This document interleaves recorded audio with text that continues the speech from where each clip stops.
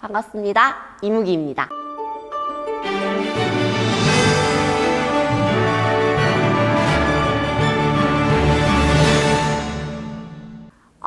저희 작스튜브 처음에 이제 오프닝 그 영상에서 댓글을 봤는데 임우기입니까? 이무기입니까? 라는 댓글을 봤어요.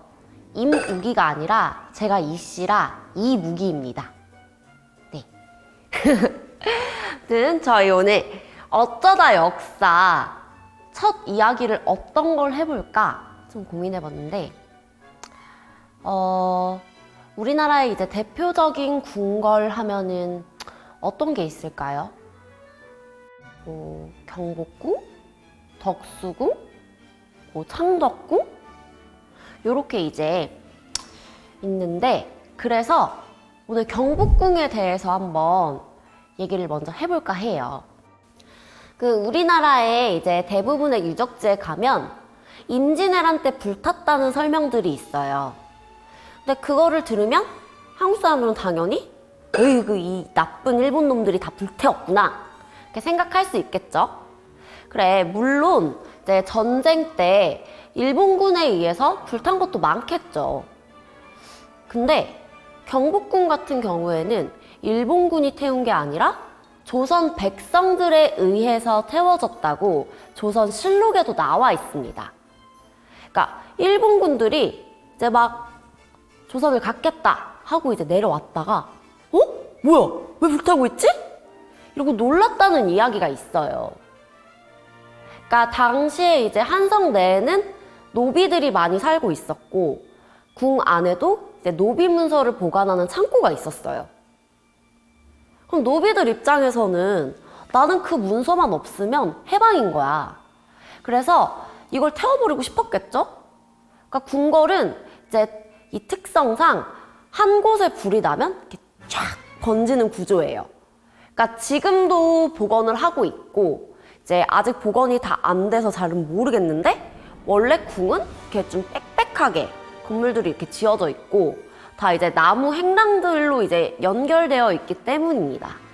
자, 그래서 1592년에 임진왜란으로 타버린 후에 국가 재정이 부족해서 이제 경복궁이 버려둔 채로 있었다고 흔히들 알고 계시죠? 그러니까 국가 재정이 부족했던 건 맞아요. 근데 돈이 없었던 것도 맞는데 사실 그 이유보다는 왕들이 의도적으로 경복궁은 이제 중건을 하지 않았던 게 더 이유가 커요. 그러니까 경복궁은 조선이 처음 건국되었을 때 유교의 정석으로 만들어진 궁입니다. 그러니까 조선시대니까 당연히 유교 국가니까 당연한 말 아니야? 라고 생각을 할 수 있는데 유교의 주례에 따라 만들어진 유일한 궁이 경복궁입니다. 그래서 지금도 이제 경복궁 창건 당시에 이제 그림을 보시면 자, 문으로 들어와요. 들어와서 일하는 근정전이 나와요. 보통 이제 큰 행사나 큰 조회를 하는 곳이에요. 근데 그 뒤로 또 몇 걸음 가면은 또 일을 해야 되는 사정전이 나와요. 근데 여기가 또 실제로 일을 하는 장소예요. 그리고 거기서 또 몇 걸음 가면 잠을 자야 돼. 강령전. 자, 왕은 그냥 거기만 왔다 갔다 하면서 일만 하는 존재인 거예요. 그러니까 왕들이 경복궁을 좋아할 리가 있겠습니까? 왕들은 대부분 경복궁을 다 싫어했어요.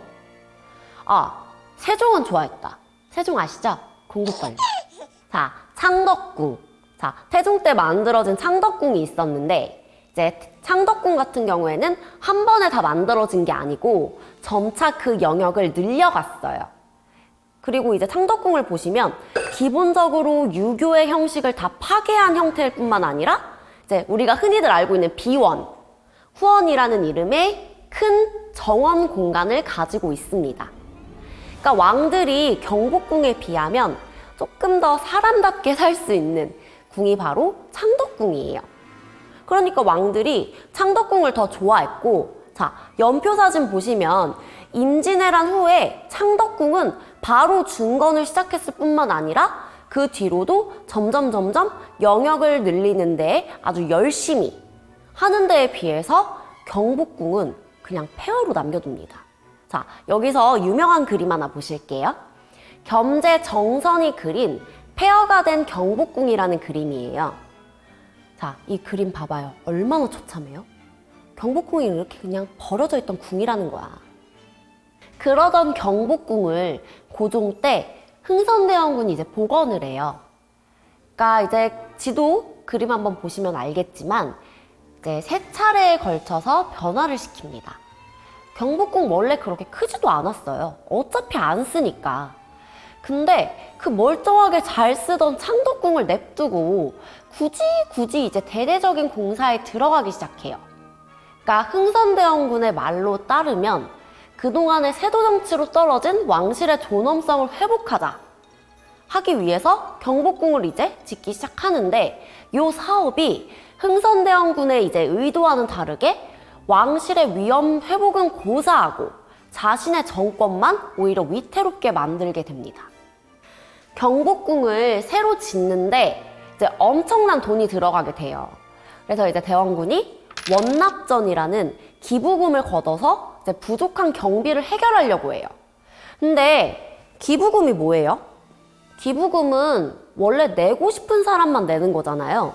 근데 반강제적으로 이제 거두어 드립니다. 그럼 어떻게 돼? 사람들이 불만을 갖게 돼. 그래서 사람들이 이제 원에서 내는 돈이라는 의미의 원납전을 이제 원성을 사는 돈이다 하는 원납전으로 고쳐 부르면서 이제 막 비난을 하기 시작해요. 근데 뿐만 아니라 이제 대원군이 그래도 돈이 부족한 거야. 그래서 당시에 이제 사용하던 화폐죠. 상평통보. 근데 이거의 100배 가치를 지닌 당백전을 발행합니다. 이거 뭐 말도 안 되는 소리야. 그래서 당백전의 발행으로 인해서 금융질서 무너지고 사회에 혼란이 이제 막 생기게 됐어요. 근데 여기서 또 이제 인력이 부족한 거지. 그래서 사람들을 막 반강제로 막 동원을 해요. 동원을 해서 이제 건물의 기둥에 이제 쓸 나무들. 근데 또 나무가 필요해. 이 나무 어디서 베느냐? 양반들의 묘지 주변에 있는 나무들을 이제 또 강제로 베어다가 또 써요. 그러니까 이게 이제 양반뿐만 아니라 일반 백성들까지 모든 사람들을 이제 자기의 안티로 만들게 된 거예요. 그래서 처음엔 그랬지. 왕실의 위엄을 높일 거야 하고 시작을 했는데 이게 결국엔 안티 세력들만 연락 만들어가지고 이제 흥선대원군의 정치 생명이 단축되고 말게 됩니다. 이 와중에 이제 고종이 이제 국가의 재정이 아니라 내탕금, 왕의 사비, 요 사비를 들여서 갑자기 이제 경복궁 안에 이제 가장 깊숙한 곳에 건천궁을 지어요. 그러니까 이제 이 건천궁을 지을 때 나는 이제 아빠의 그늘에서 벗어날 거야 하고 이제 독립의 의지를 나타냈다고 볼 수도 있겠지. 근데 독립을 할 거면 보통 왕이 딱 이렇게 공개적으로 나 이제 독립합니다. 나 이거 지을 거야 해야 되는데 그게 아니라 신하들도 모르게 몰래 지어요. 이게 뭐야? 나 이제 아빠 싫어. 나 이제 민비랑 둘이 할 거야 하고 그냥 반항한 거예요. 반항. 이거 실록에 보면은 신하들도 건천궁을 지었다는 걸 몰랐다고 나와 있어요. 아무튼 그렇게 해서 또 이제 건천궁을 지어. 근데 그 지어진 건천궁에서 민비가 살해를 당해요. 자, 민비가 살해를 당했어. 그러니까 이 고종이 어떻게 하냐? 그렇게 지어놓은 건천궁을 버려놓고 러시아 공사관으로 토끼입니다. 아휴, 진짜 왕이 쪽팔리게 변장하고 무슨 궁녀 뭐 가방가 이런 거 타고 이제 막 러시아 막 이제 공사관으로 막 이렇게 막 숨어요.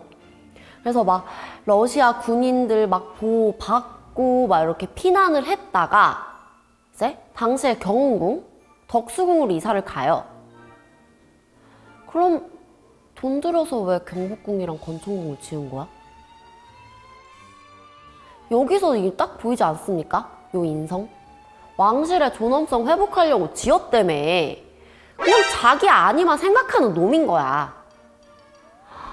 아무튼 그래서 경운궁이 또 임진왜란으로 경복궁, 창덕궁 다 불탔고 해서 월산대군의 집을 임시 거처로 사용을 하다가 궁이 된 거예요.